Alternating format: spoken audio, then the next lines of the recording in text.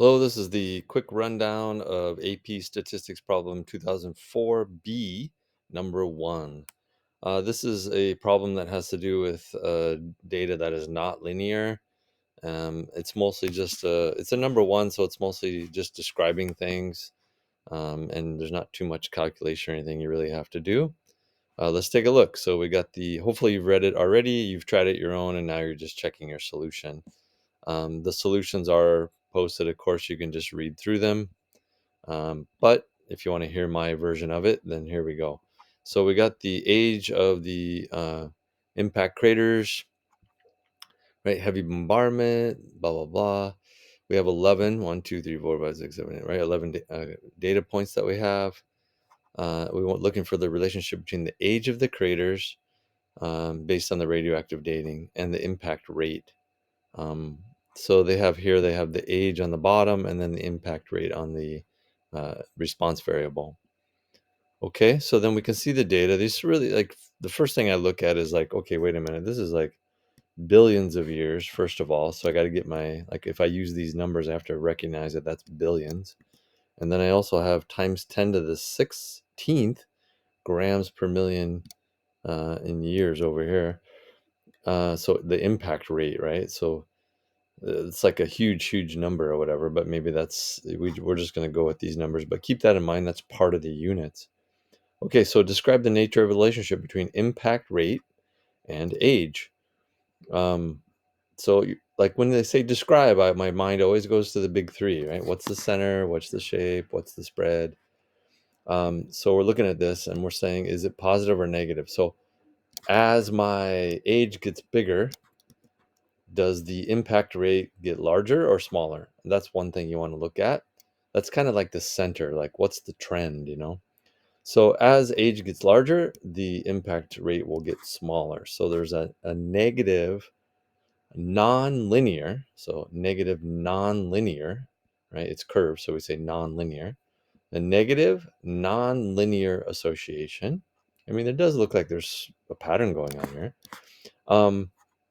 It looks pretty strong, really. It looks like a strong association. It's just not straight, right? That's all. So it's like negative, strong, non-linear association. Let's see what they said, right? So we see the word strong, we see non-linear, right?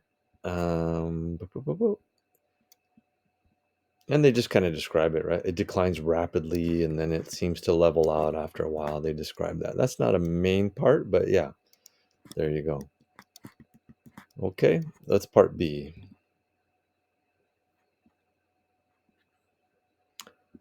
So we got prior to forgetting a linear regression model. So we're used logarithms, right? They said. So then they have the computer output and the residual plot. So you can see here they used ln of age.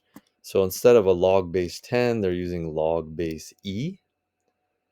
Just making sure, that we're all on the same page here. These are just little things I'm looking for, right? That maybe they're important, maybe they're not, but things you should be looking for, right? So we're doing that on both sides. You can see the log of the y and the log of the x on both sides, but it's the natural log of both. Okay, but I do have my slope and I do have my y-intercept. Okay, so those are there. Let's see what they're asking. Oh, and then they got a residual. So interpret the value of r squared. This is just an exercise in being able to use the right terminology. It's not age anymore. It's the natural log of age. It's not rate anymore. It's the natural log of rate, right? So when you get this r squared value of 89.4%, that's what you're supposed to say.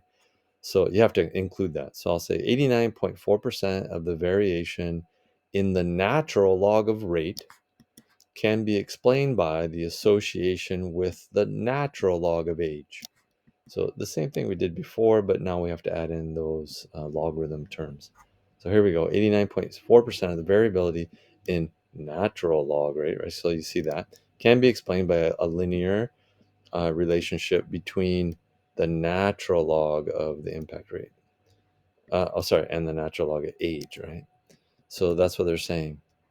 You don't need this one down here. We haven't really talked about that so much. They're talking about some of the squares and all that, but that's okay.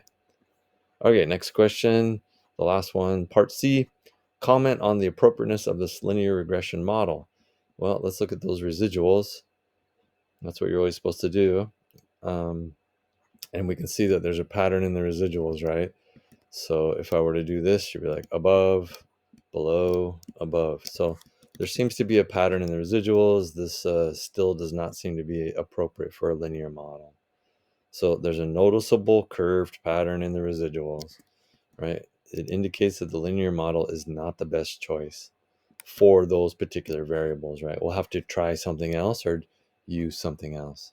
This is a number one problem, so they're done. They just want you to be able to describe things and understand what's going on when you have things other, like when you have logarithms or you have powers going on there.